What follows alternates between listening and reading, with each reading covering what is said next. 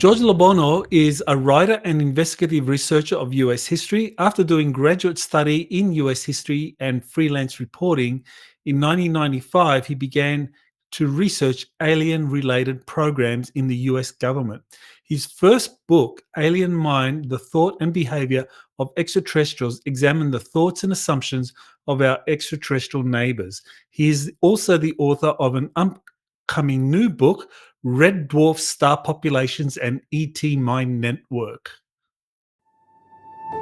You're listening to Exopolitics Today with Dr. Michael Salla, your source for the uncensored truth regarding the human, extraterrestrial, global, and political agenda. Click the like button and subscribe to this channel. And now, here's Dr. Michael Salla.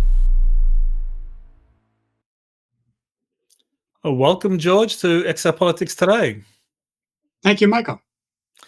Now, you got a master's degree in arts. You were doing some freelance reporting, and you were specializing in U.S. history. So, what made you decide in 1995 to start to become interested in this UFO issue? Well, I had a communication from ETs, and they explained who they were. And then when I looked at the subject, I looked online, I thought like, oh my God, where have I been? All this stuff has been going on, and there was depth, and there were people, and there were sources, and they were reliable. And so I plunged into it, and I researched in depth since 1995. Okay, so this is just a communication. So you want to explain exactly how that communication took place that kind of like got you to walk away from a more conventional career, and then you're studying UFOs and ET life in 1995. That was a big move for anyone that's got academic credentials. So how did the communication happen? Well, it was telepathy, of course, but they purposely showed me, in a sense, like how you would see stars outside in space within a fifth dimension. It'd be like you could see other geometry, it's like other spots, other points of reference in behind all the stars. And I realized, humans, I don't think are that smart. No human's ever done that, let alone telepathy. Always been prior to that for me, just people I'd met, some people from, for example, people from the East Coast who are more connected with the networks there. And so I was, involved in that. And when the ETs came along, it was categorically different. And I realized that I needed to know more about what was going on with ETs. Okay. So how did you then go about the process of learning about the ETs using remote viewing data? So you want to explain exactly what you did to get that remote viewing data? That's an important point, because at first, when you're just doing telepathic communications, you're thinking A to B, like this, maybe this is how it is. But what you realize now, this is the big distinction. And this is a distinction that I make compared to many other researchers, because I don't know if they articulated it as well. It's that most people think, okay, so in remote sensing or in communications, mind communications, it's like you and the other source, between the two of you, but it's really your mind in the universe, because unless you configure it all in the entire universe, where you subtract then for the other amount, you're not doing what ETs are doing. You're merely just doing old human habits. And so I had to work on and develop both the theory and a new kind of physics. I call it condensed matter and halo physics. It's that means the same physics we have, but it's a little bit more. It's more concise. It's the way ETs are. It's like there's condensed matter, which you eventually you'll see in your own mind and in the mind phenomena. And halo is like this energy. It's like some people call it like dark energy. Condensed matter would be what people call dark matter, but it's really condensed matter of the entire flipping universe. And halo is extra dimensional energy, or it's like extra dimensional time and energy are essentially equivalent in it. So it's condensed in halo physics, as I describe it in my recent books. Okay, so I don't quite see how that would translate into kind of like a remote viewing protocol or method. I mean, how do you actually remote view the ETs? Well, it's like in this kind of remote viewing, it's like, here's what you would do. Normally, you would pull your perspective back to look at essentially the whole planet Earth. You're a little off to one side, but you would be viewing the whole Earth, and you could bend your viewing around it, through it, anywhere, and that's how it is in the universe. With remote viewing ETs, you might be thinking just you and one other ET. Of course, you could do that, but ETs are more about, I think it's like both for protection and the scientific integrity of the way their models are. It's like if the physics is not seen in a universe-spanning context, it doesn't quite work. And I know I write about mind as in a universe-spanning context. And when it's ETs and many minds consciousness, you're talking about more than just one mind. It's all the minds. I mean, it's like the larger energy, the extra dimensional energy space of the universe. Well, you know, remote viewing is a distinct scientific discipline that was developed by Stanford research scientists, and there's a protocol behind it, and people get trained to do it, and the data gathering process is often like done through a double-blind process. It sounds like you were doing something else. I mean, that unless I I'm see their missing something. I see their viewing, their method as being kind of primitive in a sense, because they're just, I mean, sure, they have a double blind. They're trying to make it in the terms of their awareness. But when you get to ETs, just forget this human stuff. It's the Stanford method. I've read about it too. I've read a number of books, McMoneagle and people like that. And Master, I think it was Dave McMaster, a number of books about that. But this is different. This is ETs as they do it. Okay, you wanna explain that? I mean, what do you mean ETs as they do it? Did they show you how to, remote view them? They didn't have to. It's like I was aware of them. It's like you're extra dimensionally aware, so you know if there's an ET there. For example, androids, the aliens, were trying to always horn into the process, and they would try to, just horn themselves in and interrupt. But the androids are so completely. I think of them as being not really non-fully living beings. It's like bad. It's like malware, AI, artificial intelligence. What the worst that artificial intelligence could possibly be is what androids are. But ETs aren't that. They're like we are. They're flesh and blood. They just live longer, and that's the mystery. Like, how do we learn? How do we live as long as ETs?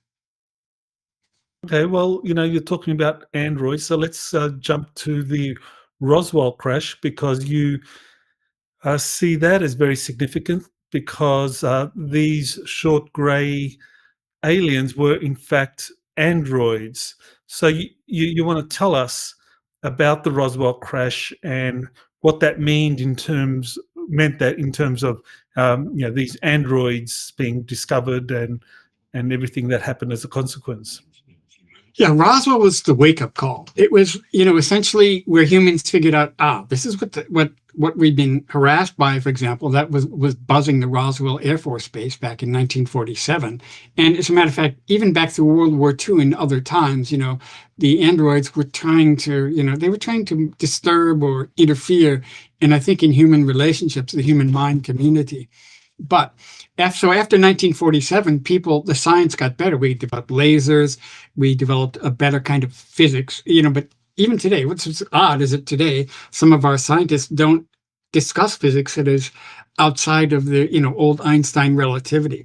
So here's the difference. I'll give you the fundamental thing that makes our physics nowadays and with ETs different is that if you're communicating with ETs, you can communicate across light years distances nearly instantly. Einstein would have thought, no, it's all at light speed or less. In other words, you'd be thinking and you'd wait several seconds before an ET would respond. Meanwhile, ETs living on other planets, in other systems, light years away, can communicate immediately. And they can communicate, minds can communicate nearly instantly across the entire vast parts of the universe.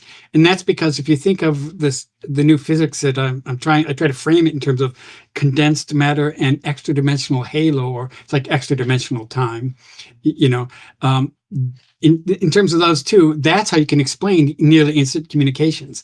Otherwise, it'd be a big mystery and we'd be lacking something in our basic reference.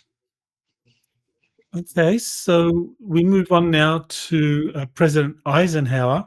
So in 1953, Eisenhower got into office, and so corporate manipulators removed US presidents and other elected officials from active control of alien-related programs. So that's something you claim in your book. And so, yeah, you want to walk us through exactly how you found that out and what the significance of that is. Well, by reading people who were whistleblowers, for example, Corso was critical in, getting a sense of what was going on in and among them. Because before him, it was just, different people. It'd be Dan Sherman talking about NSA. There'd be different whistleblowers.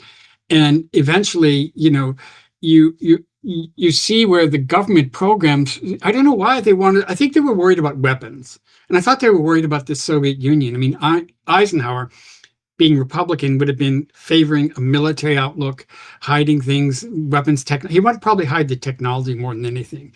And I think in the back of their minds, Eisenhower and others at the time included, was they might have thought, we don't want anybody else trying to interfere in our relationships or relations with anything that's extraterrestrial. Little did they know at the time that the androids are just, they're machines. They're essentially like bad forms of AI, where ETs are like we are. They're sentient. They have personality. They have character. They're extra dimensionally aware. It's not like the androids. The androids are, like, and if you would, wouldn't want to recommend anyone communicating with androids, because it'd be like I'm inviting them to, entertain something, having to try to interact with a very dangerous form of thing, which is the android. With ETs, I don't think you have to worry about it. I mean, I have years of experience, so I'm not worried about it at all. Some people might think, oh, I don't know, maybe some ETs might not be the way we think or need to know. But when you see ETs in the universe spanning context, you realize that humans, I mean, from my perspective, I think after you read my book, Red Dwarf Star Populations, you'll think of us as ETs, because you don't want to put us in little boxes. Oh, we're humans. We're different from the ETs. We're not as good. We're not up to what they are. Because if you think that way, you're referencing everything in terms of technology. It's not about technology. In mind, it's all about your sensitivities. And your sensitivities, the finer, the softer they are, the more extra dimensional. You speak about Don Phillips as a whistleblower, and he was among those that came out with the Disclosure Project. And you think that it's extremely naive for the military to train pilots to fly alien spacecraft. So can you explain the connection between what Don Phillips was saying about his work with Lockheed Martin and training pilots to fly alien spacecraft? Yeah, he was teaching them how to use what they had in terms of downed technology. And I can imagine they're trying to figure out, like, what exactly does this respond to? How does it register mind frequencies? And how do you actually then pilot the thing? I could see their reasons for having done so, but I don't think humans are going to want to have anything to do with flying something like an alien craft. First reason being is that they have backdoor susceptibilities. We're going to want to do technology that the androids cannot both monitor and or control, because you could go up in a disk and you end up in captivity of an android, which would not be very good. Okay, so the Roswell crash, that was like a Trojan horse, so that whatever was reverse engineered, that was really designed to entrap the humans that would be piloting that, who could then be easily, I guess, taken over or caught by these gray androids. Mm-hmm. Yeah. And I don't think that the grays are anything, they don't even approach I guess you'd say, the dominant or defining alien androids of their interactions.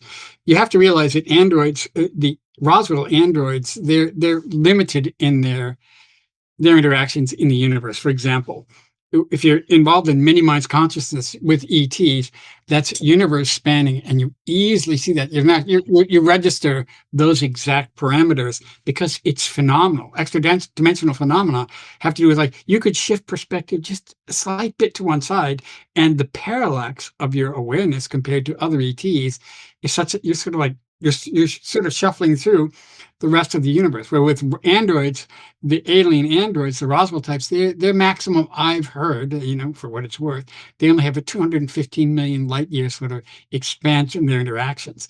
And it's like, what are they? They're not Okay, alive. George, can you back up? Can you just say that again? I didn't quite understand what you're saying. They have 250 what? 215 million light years of distance between any one of their settlements or any one of the planets where they've sort of camped out on and the furthest other. So that is their full range. But meanwhile, in many minds' consciousness, extra-dimensional consciousness, which is, people don't have to learn extra-dimensional consciousness. They're already aware. But it just, you have to sort of know what is meant by extra-dimensional consciousness. It's, it's time. It's that you can communicate nearly instantly across vast distances, which you will do if you ever do with ETs. With androids, I wouldn't recommend communicating with androids to begin with, because they're just malign. I mean, what are they doing here? And why are they abducting people? It's like, I don't see where people can go from, oh, it's okay, so they're androids, so maybe they kidnapped and sexually probe and or put chips in people's heads, but I don't have to worry about that. If a human did that, it'd be like, these are hostile. Well, And I that's think that, exactly right. Yeah, that behavior definitely is not very friendly.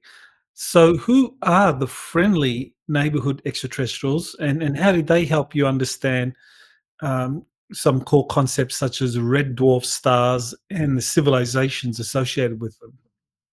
yes. Well, ETs have been the ones that have been communicating with me all along since 1995. It wasn't the androids. I think the androids would have looked at someone like me and thought, an investigative researcher, he's going to dig out all the dirty details. They would have immediately looked for somebody else, somebody who wasn't going to be doing that. But ETs, I'll give you an example. Their neighbors, where am I? It's a little bit, I'm in Davis, California. If you look to the south here up in the night sky, one night I was out next to my house outside in the field that looks out west, and looking to the south up in the sky, two ETs just sort of, they had a way of like looming large beside the two planets, and they're right there. They're within, it's a matter of, small number of light years between us and anything like that, because the universe is considered to be, now it's considered to be, it's 93 billion light years across, because the 13.7 billion years time, in that time, things have moved away from each other. So now it's 93 billion, possibly even more light years across. And even then, if you were doing extra dimensional physics, you could sort of cycle the universe back through itself and have like a longer distance in light years that is sort of woven into that structure. But 93 billion is the standard definition of the diameter of the universe. And so it's different. It's like I think it's very humbling when you become aware of ETs. I'll give you an example. There's one ET female. She's a red dwarf star female. She's got big head. She's got actually a really nice looking body, but she's got, no hair on her head, thicker than us. They're thicker. They're more a stouter frame. And I know this sounds weird, but a typical ET might show you how they look without clothes. And, it's just how they are. It's like, we wouldn't do that, be like, this would be like hostile, like you're a flasher or something. But for them, they're trying to let you know what their physiology is like and get a better sense of what their customs, their culture might be like, for example. And so this one ET female, she's been really sweet, and she's a red dwarf star population, hence the stouter, the thicker body frame. But damn, she's extremely intelligent. It's like among ETs, when ETs come along, different ETs, one of these comes along and she's like, that kind of, she's probably, this would be an ET female who I would imagine is among the oldest populations that we could even be communicating with. I must add that ET males had not been out of the equation. They sit and explain to me different things very basically. For example, they'll talk about if you look at the physics of the universe, you need to look at the fractions of the universe that you're talking about. And they don't talk about light speed or beyond light speed. They talk about plus or minus light speed. And then you're thinking like, what? It's like stop and start. No, it's like saying plus or minus light speed means you can proceed from the entire scale of the universe in as a fraction of the universe, and you're in a larger volume of time. It's not just time starting from where our noses are to whatever we seem to look at and trying to see it as a reference. Time for them is it's like the very extra dimensional weave of relationships. And so they told me about plus or minus light speed, fraction of the universe context, and more. They give you a hints, and then you figure it out. And you have to, it takes you a while, it takes years actually to figure out what they're talking about. I mean, but if you start changing your ideas and you reference what they're talking about, you're not going to be thinking the way you used to. It's very different. It's more or less the same, like the same physics, same science of mind that we have, but it's in a entire universe spanning context. It's not just, ETs and one other population or others. They're aware of others, but other ETs have taught them. And so we just put up a star distribution map, and that kind of shows you the different types of stars. Now, you attach a lot of significance to these red dwarf stars containing these very ancient civilizations that are friendly and helping humanity. So, yeah, what is it about the red dwarf stars in that entire classification system of different stars? You've got your blue giants, your red giants, you've got red dwarfs. You've got white dwarfs. So, yeah, what is it about these red dwarf stars that makes them suitable for the development of these very ancient, friendly civilizations that are interacting with humanity? I think we're what's called a G-class star. We're sort of intermediate, just sort of orange. But all the blue ones, all the ones to the left in the diagram where people are looking at, those are here and gone in a matter of millions of years. They go from star to giant star, and they blow up, and then you either have a neutron star or you have a black hole. But the red dwarf stars, they last for up to they can last for trillions of years, literally trillions of years, longer than we think of the universe lifespan being. And that puts them in a special category. It means that they're going to be older. They're going to be far more numerous. So 75 to 80% of all stars are red dwarf stars. Some people are like, okay, but how do you survive as a red dwarf star if you have solar flares that might disturb your atmosphere, making life impossible? I can't tell you exactly how they do it. I assume that they have ways of having, they've survived in that way. And there's another question with red dwarf stars is like, if they're in that close to their stars, and if they're tidally locked, meaning they face the one side of the sun all the time, meaning life would have to exist along the edges of where the sun is brightest on their side, or maybe it's just not that bright, and partly on the dark side. I can't really say. It'd be nice to know, but how are we going to know until we just become a little bit more adventurous in the way that we explore these topics? And I know it may sound a little bit novel to some people, but if you're thinking we're going to wait until we send some sort of satellite, or we have a telescope, or we have the web, you can see a lot with the web. Hubble saw some, but the web sees further. But we're not going to wait until we can go there to explore what is there. I think in many minds consciousness, you can do more, because if your mind energies are extra dimensional, then it's like you're non-local. You're out. Your mind is sort of like it's distributed out into this larger. I guess the best word I'd use would be like an extra dimensional plasma of energies that span the universe. And you can sort of shift your perspective to any other place in the universe. I know it sounds strange, but you can do this nearly immediately. Hence, that's why I talk in terms of condensed matter and extra dimensional halo having a relationship. People used to talk about, there was electrogravity and there was electromagnetism, and there was like a back and forth. It was Dr. Tom Bearden used to talk about a reciprocal relationship. One was like an upside down fraction of the others. Bearden is deceased now. He was a good man. He was good. And he used to talk about that. But I think what you're really looking at when you look at that is condensed matter, the entire universe, all the matter, all the atomic matter in the universe, and the extra dimensional halo of energies surrounding all of that, which is a non-local connectedness everywhere in the universe. Now, you've mentioned that these red dwarf star systems can live for like trillions of years. Now, how did you come up with that number? Because the estimate of the universe is that it's 14 billion years old, according to the Big Bang Theory.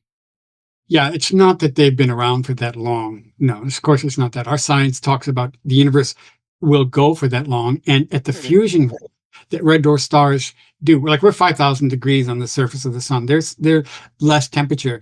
They will endure in and just stellar fusion for that long, for trillions of years. Now, the TRAPPIST-1 star system is a very interesting one because the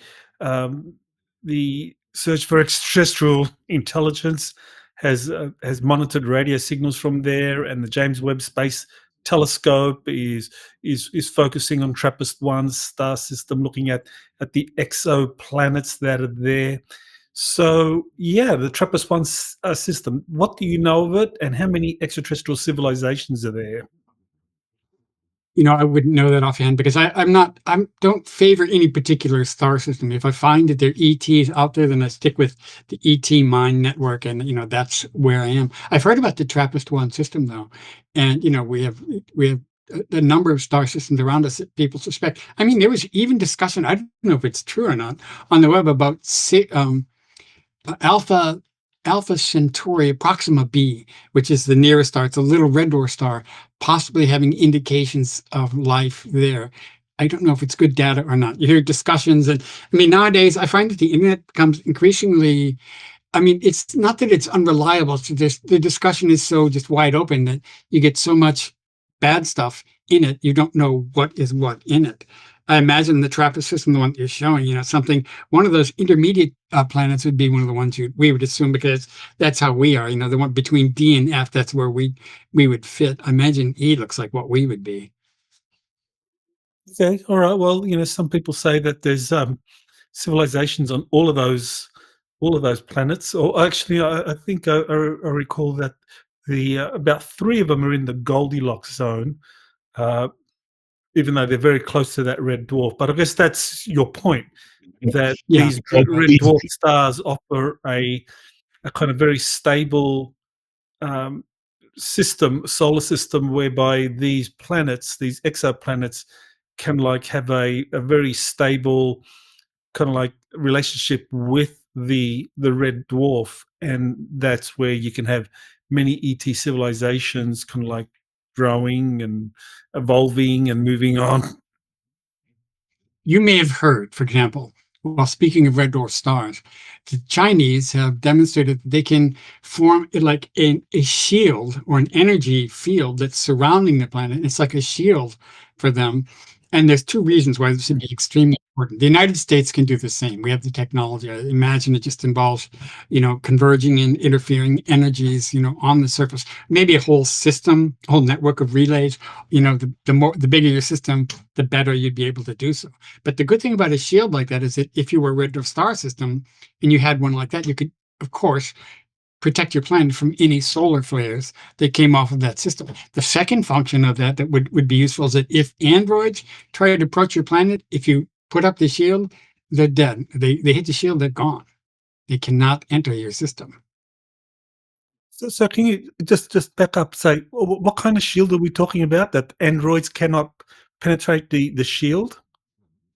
Well, China was stating, I think about a year and a half ago, not even 2 years ago, that they had effected somehow, or they were able to configure a shield, an energy shield, in space. And I don't know if they're working around the whole planet. The thing is, if you did a shield like that, it would be dangerous for mere spacecraft around the planet if they were approaching that. But the U.S. government also has this ability itself. So China and the US both have this ability to create an energy shield that surrounds effectively the planet, and that could be used for protection in cases of, say, you have satellites out there that notice something trying to approach the planet, and you put up your shield, and it won't get in. The proviso being that ETs are not going to be trying to buzz our system. Good ETs are not going to be trying to approach our system. They may have done so in the past. I mean, there's a story called Contact with Iarga, that was clearly a case of something like that. But ETs, generally speaking, they're going to first contact us in consciousness first. And they're going to make sure you know who they are. And I don't think the ETs would be looking for, we need a relationship with you because we don't have enough, thorium or whatever it is. on our planet. I think they pretty much can get whatever they need out in space. So I think, it's I think I've gone through a change where I used to be interested in aliens, thinking, what if these are what ETs are like? And then I realized they're nothing like ETs. They're a whole separate category. They're androids. And when artificial intelligence started threatening that was going to have to get rid of humans, then some people started thinking, you want to think twice about whatever you do with artificial intelligence. A lot of people think, oh, it's like it's the new El Dorado. It's like where all the money is, all the whatever. And I can assure you one thing. I know of no ET population. I don't think it's even conceivable. You can imagine ETs are not going to be using money. The reason they wouldn't use money, because they would say that would be unequal. It would be unfair. Science is effectively sort of like it's extra-dimensional distributed. So you could think of it as being equalitarian, in that, it's like any mind is as capable as any other mind if they're educated and aware.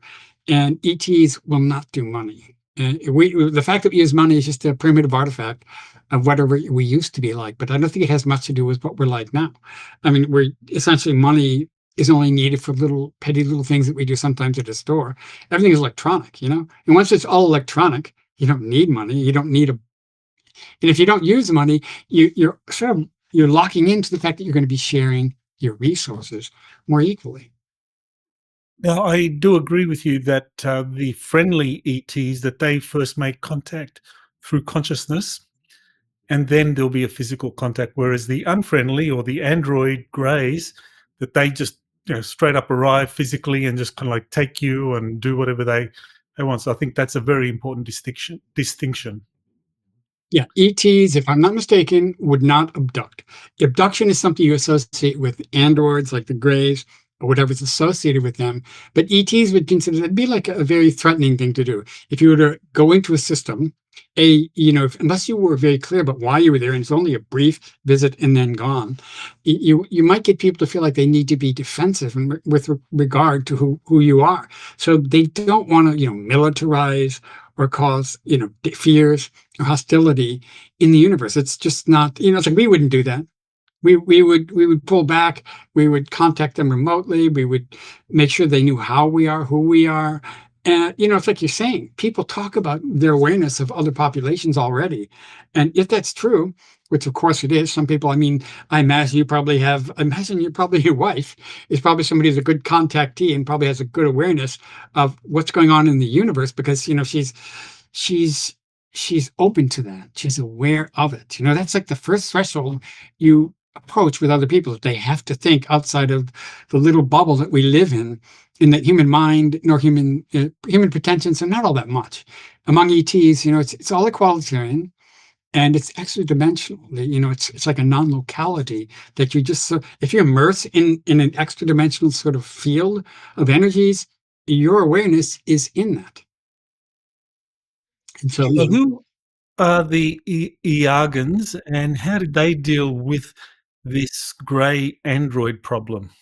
Do they even have that problem? yeah, they're supposedly 10 light years away from us. And it was written by a man who used the pseudonym Stefan de Neerd, was his name, a Dutchman who I imagine by now may have already passed away. And they mentioned that they had awareness of other planets, but their technology, what I gather from that book, if you read it, it's free on the web, you can get like 40, 70 pages of it.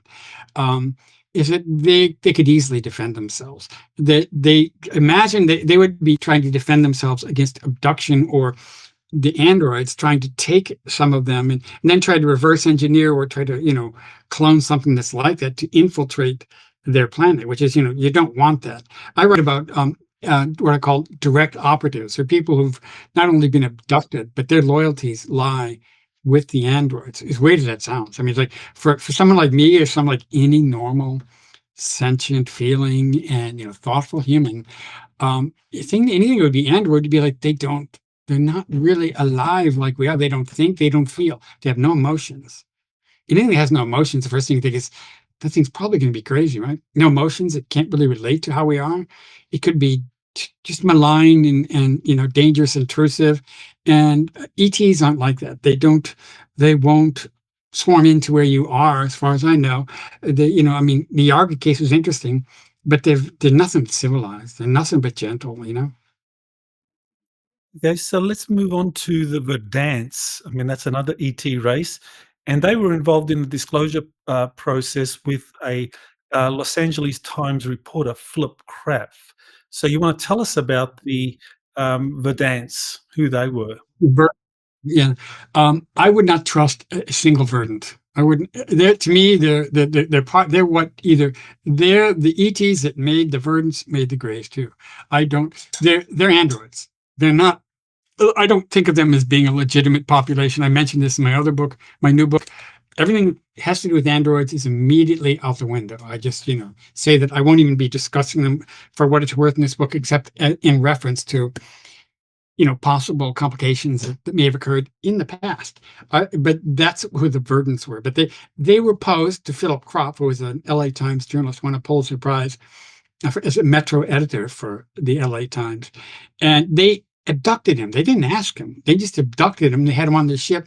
And then they gave him, which is a very, looks like it was very concerted, but very biased an idea about who and what they were. And he sort of, the good thing about Philip Crop is that he eventually, asked them questions they couldn't answer. Like they told him, "Oh, we would never use a weapon. We would never kill even a bacteria," is what they tried to say.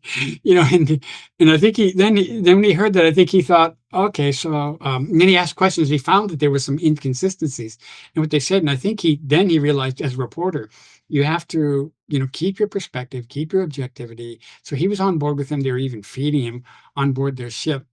And his description of them was that I would see nothing about them that suggests anything other than android.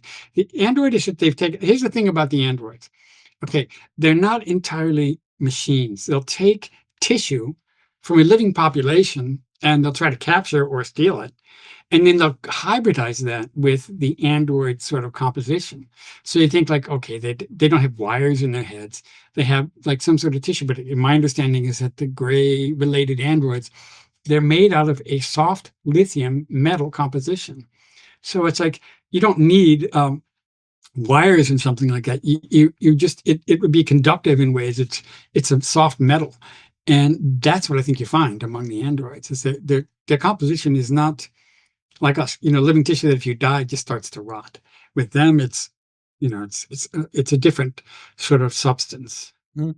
Yeah, I always felt that the Verdants were questionable. I never really connected with them. And yeah, your explanation kind of like fits with what I intuited that this was a race that was not to be trusted.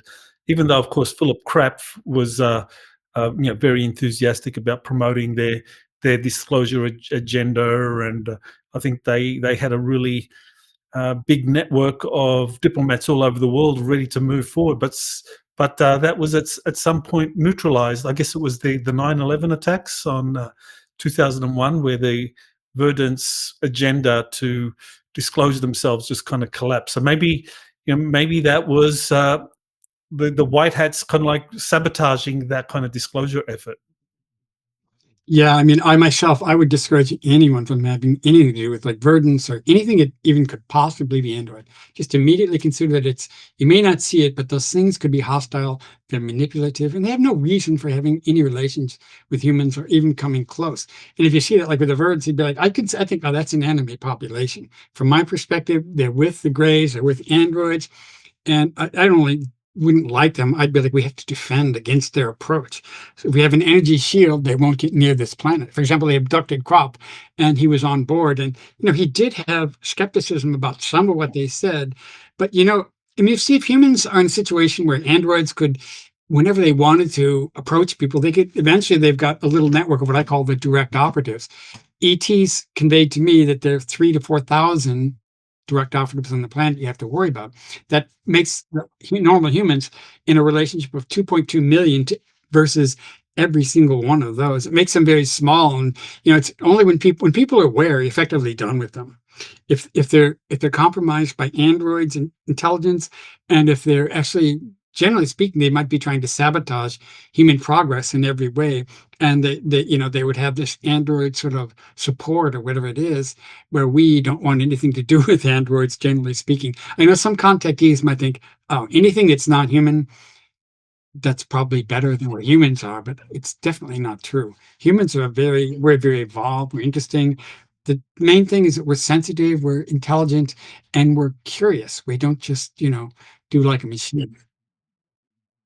So, what is the extraterrestrial mind community, and how's that related to your first book, Alien Mind: The Thought and Behavior of Extraterrestrials? Well, my next two books, they're so different from that first book that I don't even refer people to it anymore. I mean, I'd be like, don't read that one. Read my next books coming out. They're much better. The science explained it. It is much more interesting. The physics is better, and it talks about ETs, no androids. I was, I wouldn't even use the word alien. I'd be like, I don't want anything alien in anything that I do, let alone what I write. So, just an attempt to try to know what was going on in the abductions and what was going on with humans. But what it did wrongly is that it posed or allowed too much of equality of consideration of essentially what the aliens, androids are.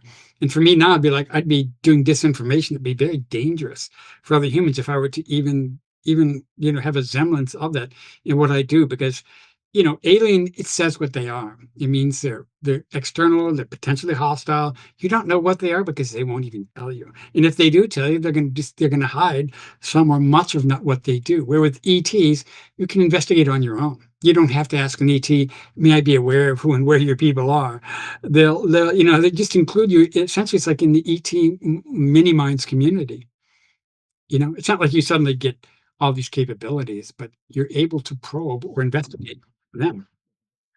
Okay, so in your Red Dwarfs book, you say, quote, the best reports about ETs show that social dynamics lead to different kinds of interactions, vast, highly evolved mind network that spans the known universe, and some scattered multiplanetary populations of various sorts. So you want to elaborate on what you're talking about there?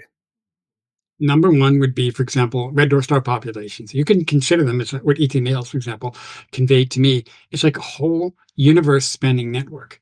And people might think like, what? How do you be part of that? Where is it? It's non-locally distributed. And when you're aware of mind in the universe, you don't realize it, but you're partly mixed into that kind of energy. And when you're aware of it, then you can move about in it. But if you're not aware of it, that it's like that, you might not think, how do I do this? I have to have like a little like, configuration in my head that is scanning and or touching base with them. No, your awareness is on an entire, I really define mind in my last two books on a universe spanning scale. It's not like that. I feel like I'm shortchanging people. I feel like I'm not preparing them for the way they need to be to know what's going on, because I think that was the past. Mind is, it's in a head, of course, but it's composed of energy, and energy has extra dimensional sort of fluctuations in it. And that makes mind effectively extra dimensional. Your awareness is extra dimensional. You can communicate with across light years distances nearly instantly. So much for Einstein. I mean, Einstein's interesting in a limited sense. It's like, he went from relativity to general relativity, and he was making big changes from what he was doing before. But I think that post-relativistic physics is more like condensed matter and halo reciprocity rather than just electrogravity, for example, or artificial gravity and electromagnetism. And it's already there. If you're aware of other humans in many minds consciousness, in any kind of telepathy, we're all connected to other parts of the universe non-locally. It's already there. You don't have to manufacture it or come up with your own basis. You just need to think about what you're seeing, because in consciousness, you'll literally see where and how you are. And if you shift consciousness to another part of the universe from where we are, you'll see the other parts of the universe as you shift. It's, even if you do it rather quickly, you'll still see it and know where you are in relation to the other parts of the universe. That's very interesting. So, there is this kind of connection that you was saying that spans the universe. People are connected through this kind of non-local process. or extraterrestrials are connected. So that suggests that some extraterrestrials will self-organize into or organizations such as, say, the Galactic Federation of Worlds, the Ashtar Command, the Andromeda Council. So, yeah, what do you know of these different extraterrestrial organizations? Well, I suspect that all of those are connected to the Greys, because if anybody says calls it Galactic Federation, and then they also at the same time say they're from another galaxy, it's like, what? Wait a minute. They come from another galaxy, and then they're telling you about, quote, the Galactic Federation. And Federation is very structured. It's almost like legally binding. And when they speak to humans like that, they're trying to swindle you. They're trying to tell you about that. And anything else, like even tall whites, all of those tall whites look too much like humans. I assume that they're something that was they Well, were can you genetic. back up? Can you back up because you just said something that I didn't quite understand. So you're saying the Galactic Federation of Worlds comes from another galaxy, and did you say that they are somehow connected to the androids? The Greys, yeah. Where do you get the term, for example, Galactic Federation of Worlds? It always comes from, like Philip Roth's book talked about the Galactic Federation, right? And other contactees say they've heard about a Galactic Federation, but I've never heard ETs. They won't talk about a federation. It's more free form. It's loosely structured, and they don't want to pose a structure like this is how it is. Well, Because you know, I mean, that's frankly wrong. I mean, can you put up my book, Jazz, Galactic Federation book? You know, I wrote this book, and I looked at the contactee literature going all the way back to Howard Menger, George Adamski, um, Orfeo Angelucci. There is a long history of different contactees who have face-to-face contact with extraterrestrials, saying that these extraterrestrials are organized in these different groups. You know, whether one is the Galactic Federation of Worlds, another one can be the Confederation of Planets. You can have the Ashtar Command. I mean, that is George Van Tassel. He talked about that. So this goes all the way back to the 50s and 60s, and these were contactees. I mean, you know, to be frank, George, I mean, you know, you're extrapolating a lot of information from this remote viewing process that is kind of like, I mean, it's very vague, it's very nebulous. You don't really give a definition to the protocols that you use to get a lot of this information, and you're making vast generalizations about these organizations that have a track record going all the way back to the beginning of the contactee era. So, you know, I think you're frankly wrong. well, what you're doing, you're talking about contactees that talk about what they think are aliens that have entered Earth's atmosphere. In every case, right? Every one of those would be something like that. And Phil Crop was a person who also talked about Galactic Federation, but he was talking about androids only, you know, the Greys and the Verdants and those. I would say this, if you think the galaxy, you're already in something like that. But I've never heard the term Federation from real ETs. I mean, androids might say that, but they know that I'm not receptive to anything android. And so, you know, other contactees, people who've had like direct experiences physically with whatever aliens that showed up.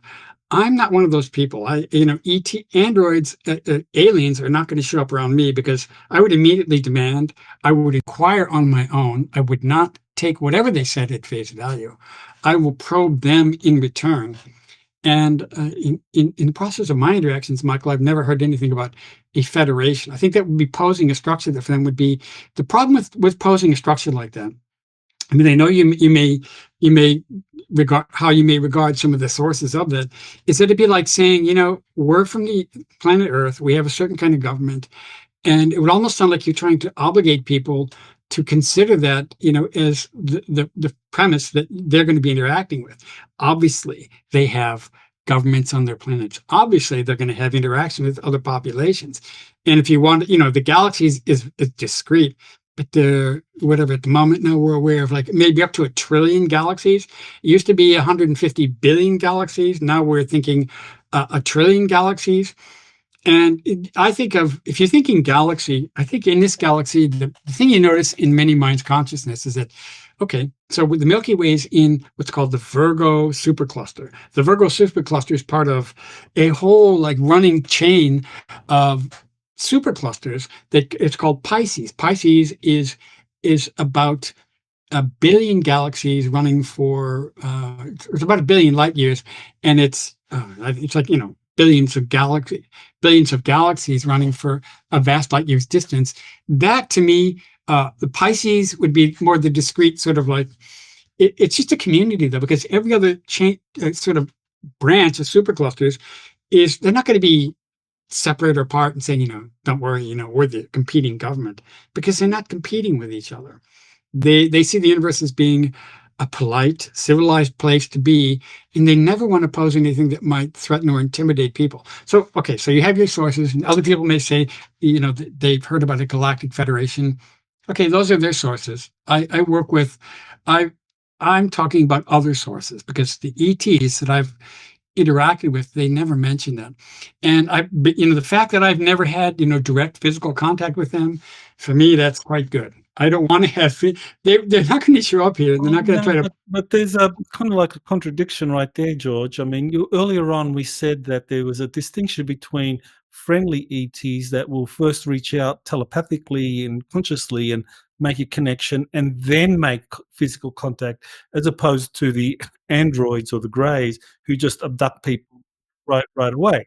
So the contactees, they describe the first process.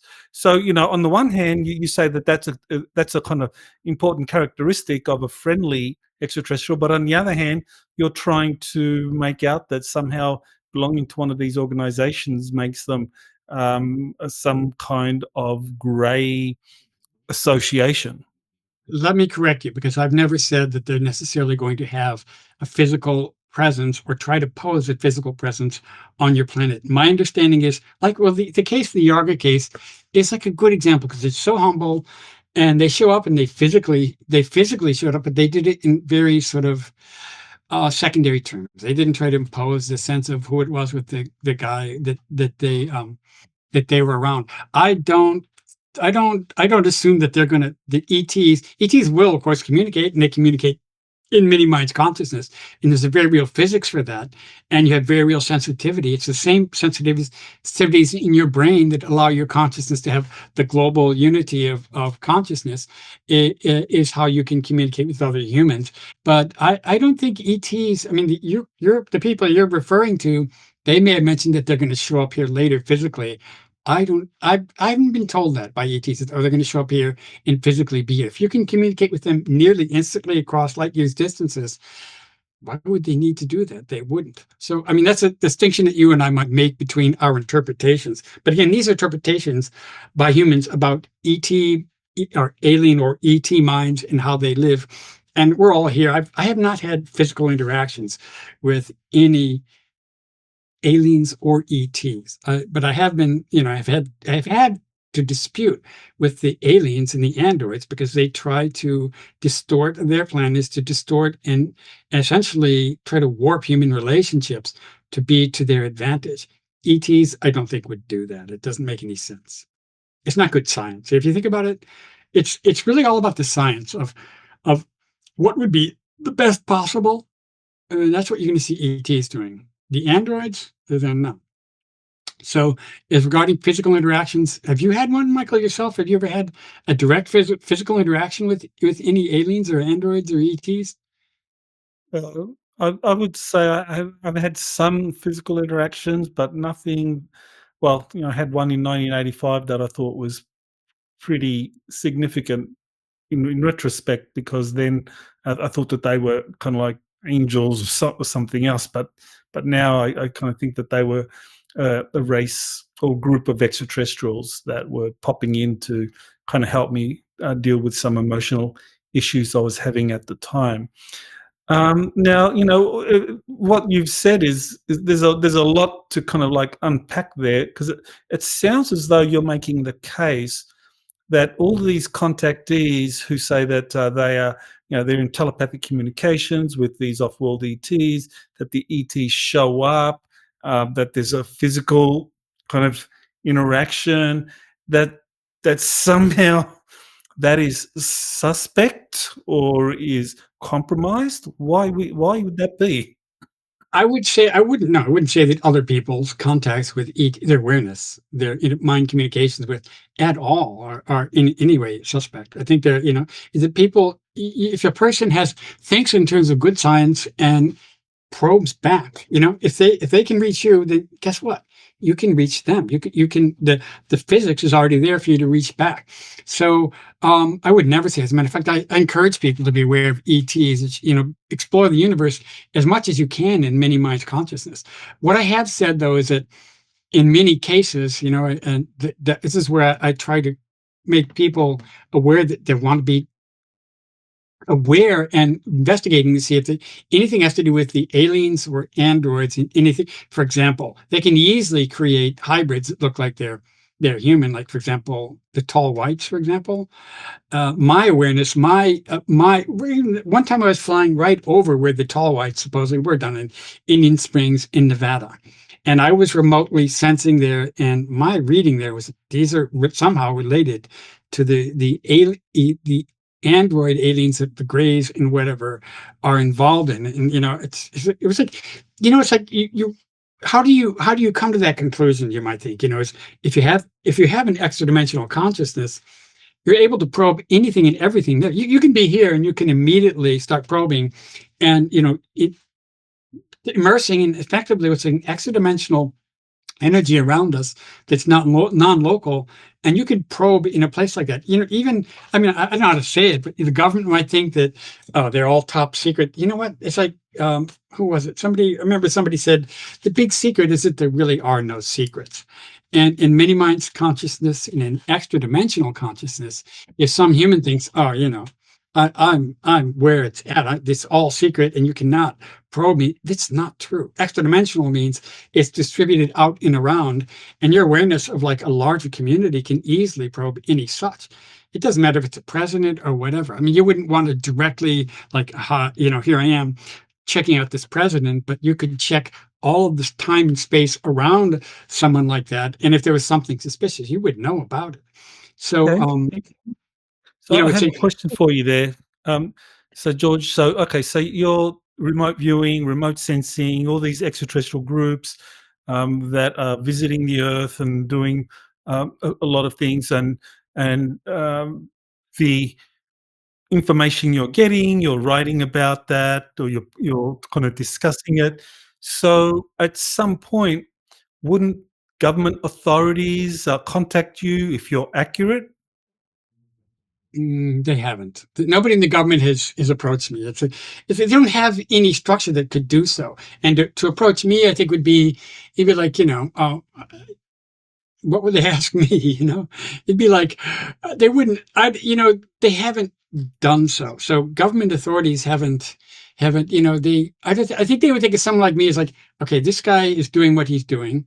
And red dwarf star populations, for example, suggest that they would say directly, we're a universe-spanning population that is found across all of known. The words they use were all of known time. So red dwarf star populations were telling me that they're connected. They interact with each other. Obviously, their mind sort of community does that anyway.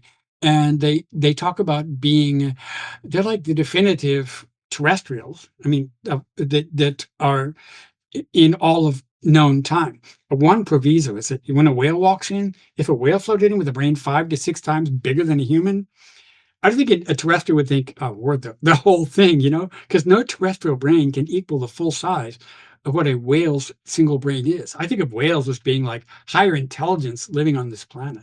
They're just they're entirely peaceful. They're non-offensive. They don't destroy the ecology. They're nothing but good.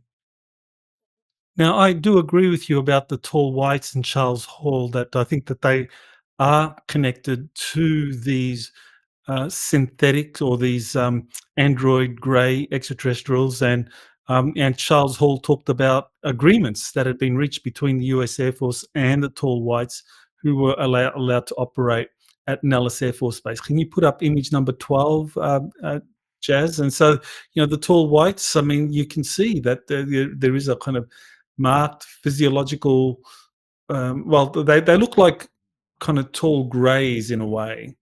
So yeah, I would agree with you. Yeah.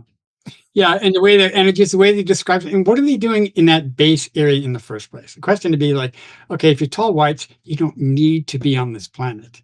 It would be presumptuous and intrusive. But they had this arrangement with some people on the base. But for example, Charles Hall, he was told that they reserved the right to kill him using their little stun energy guns, and they didn't want him apparently to know everything that he could find out about them.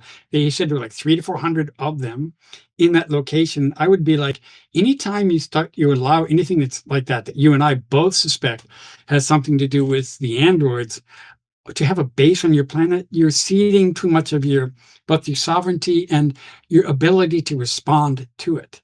You can't. I don't think you can allow colonization on your planet. The terms aren't equal. It would be prejudicial. It would be in their favor, even if there's only 300 to 400 of them that show up.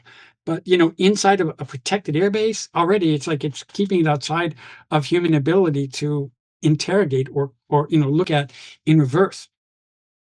So it could be dangerous. Yes, I agree with you. I think it was very dangerous and continues to be dangerous, and yeah, that's something that will have to be exposed and dealt with. Now, there's another group of extraterrestrials that has a lot of people interested in them, and that is the Draco reptilians. So, where do they fit into this kind of universe ecology that you've kind of mapped out and the disclosure process? Well, since I don't interact with anything like that, reptilians, Draco, I wouldn't be able to say. I know some people think that.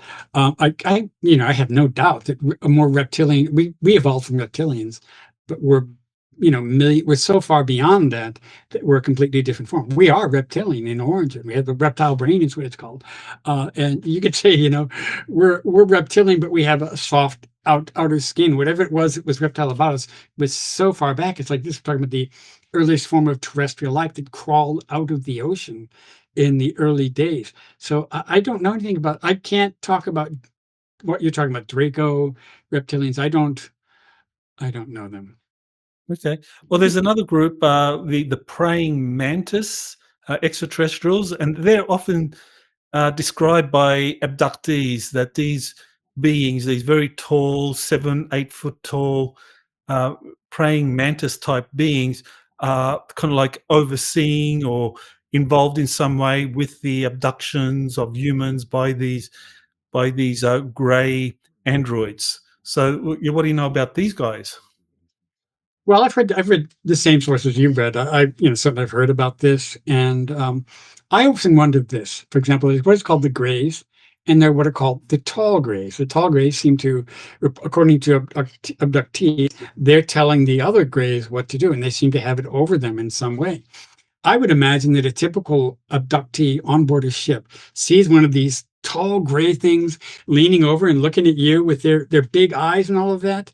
I mean, whether or not they've seen something that looks like an insect, a mantis, or whether they've seen those, you know, it's all very alien to them. It's, I don't have anything to say about, anything that's like that insectoid, but I would think like this. My only thinking would be, okay, so where in evolution could something go from insect to having a larger brain and being much more capable than what an insect is? Insects are limited to on this planet.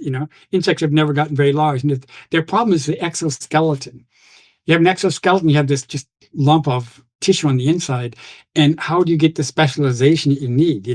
We don't have an exoskeleton; we just have skin. Now, there have been a number of researchers. Dr. David Jacobs comes to mind as probably the most prominent. Blood Hopkins, that's talked about the grey hybrid agenda to take over the planet, and that there's been a kind of multi-generational abduction process to bioengineer these hybrid human greys who would be kind of superior in certain psychic abilities, and eventually they would be kind of released on the surface of the planet to take over the Earth. Now, according to Dr. John Brandenburg, I did an interview with him a couple of months ago. He says that that Gray hybrid takeover plan collapsed because there was an incompatibility of the blood types between the kind of like the Greys. He said that their blood type was copper based, whereas a human blood type is iron based. So yeah, do you want to talk about that, or do you know anything about that? I very much respect what Jacob says, and what abductees say sounds like. I mean, it's like a slow motion attempt to colonize or essentially take over. They couldn't do so directly. And here's the distinction I would make is that anything or any whatever it is it would be that would have that idea about life on this planet is going to stick out so starkly, and their behavior are going to be so completely different from a human. They're going to be more warlike. They're going to be more manipulative. They're going to be afraid to talk openly, freely, and spontaneously. Well, unless people talk like that and they talk about however they think and what they see and feel, even if they may feel limited in some ways, if you can't do that, you're like something like that would be if that's thinking that, oh, a takeover attempt to, to manipulate hybrids, or what I call them are the direct operatives.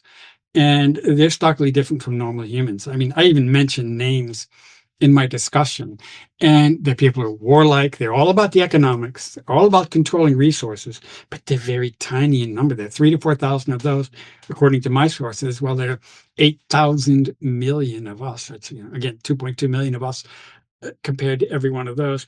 And I don't think they stand a chance. Once people become informed and aware of what aliens and androids are like, there's no chance something like that is going to, quote, take over this planet. It'd be like, how would they possibly do that?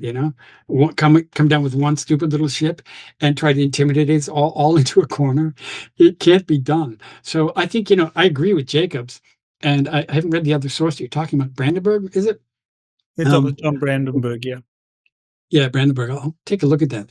Brandenburg. I think that what people need to be aware of, though, is that when it's your planet and it's your people and your people are everything there on it, it'd be extremely difficult to hide a hostile or invasive approach. It's like the Greys tried to show up and they were shot down. Apparently they were down, whether it was the amping up of the radars that they saw that caused the discs to wobble or lack, kind of stability.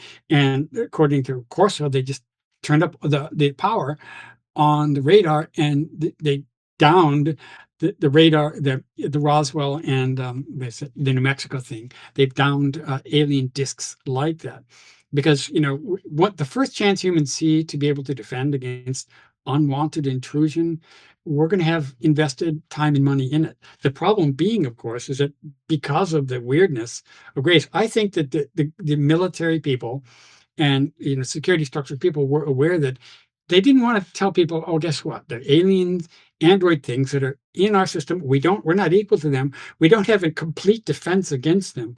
But I think what happens is once you've got the ability to create an energy shield that can deflect anything like that around your planet, which the US government is literally claiming that they already have something like it, and the Chinese in the US. I don't know about Russia because I don't trust Vladimir Putin with anything. He's an evil man, if I'm not mistaken. He reminds me of something that an alien android operative would be. And the structure, they don't have, right now, they don't have free press. He's a murderer, and he's, killing people in Ukraine. And, but I think China and the US are good examples that have that technology. I think Brazil should be getting close to us in that regard, and India, of course, also. But I don't trust Modi. I think there's something wrong with Modi in India. So your new book, Red Dwarf Star Populations and ET Mind Network, when will that be available on Amazon for people to buy? Well, right now I'm just trying to get through to Bowker so that I can get a good ISBN and barcode on it. So it should be on in a matter of weeks. And the second one, almost completely done editing, but I'm just in like the last, 30, 40 pages. And I find that I want to add more to it. And it's actually like it'd be good companion with the first one, but I look at them both, and anything important, I put them in both. So it should be out in a matter of weeks. I just have to, tweak some little details, and I'm done with it. Okay, well, we can make sure to release this video when the book actually is available, so that way we can have a link to the book on Amazon, so people can read your latest book. I think it has a lot of very interesting information in there. And also, if people wanted to get in touch with you, George, I guess it's through Facebook. I think we have a link for you that we can put up for people that are interested in talking to you or maybe interviewing you about your new books. And of course, there's 2 books that are coming out, the Red Dwarf Star Populations and a second. Called Extra Dimensional Mind and Mini Mind Consciousness. Because, those 2 concepts, it's like it's talking about humans. It talks from a human perspective. Red Dwarf Star Populations and ET Mind Network is all about ETs. Humans, it's like, what I think that what you get the most from both of my books is the science. The discussion of the science is different. And it can help explain how there can be nearly instant communications across light years distances, where with Einstein's relativity, they try to pose a prohibition on that. But, if you think about here's the key. I forgot to mention this. Gee, I can't believe I didn't say this.